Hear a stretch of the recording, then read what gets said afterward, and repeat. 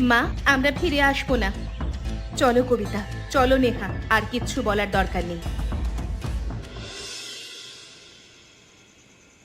দিদি, আকাশটা দেখো কি সুন্দর, কত তারা। শ্বশুর বাড়িতে থাকতে আমরা সারাদিন শুধু সারাদিন মাথা নিচু করে কাজ করেছি। আজ প্রথমবার জীবনটা অদ্ভুত সুন্দর লাগছে দিদি। আমারও তাই লাগছে কবিতা। জানো, প্রথমবার আজকে মনে হচ্ছে আমার বুকের ভেতর থেকে যেন একটা ভারী পাথর সরে গেছে। প্রতিদিন সকালে উঠে ভয় লাগতো আজকে আবার কি বকা খাবো। আজকে সেই ভয় আর নেই।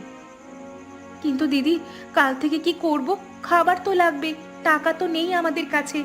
নেহা বলছিল ও টিউশনি করতে পারবে, কিন্তু ছাত্র কোথায়?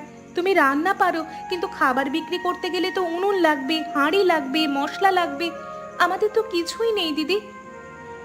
আমরা তিনজনে একসাথে আছি, এটাই অনেক।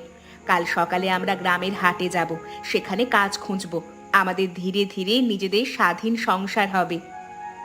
কিন্তু আজকে রাতে খাবো কি? আমি দুপুর থেকে কিচ্ছু খাইনি।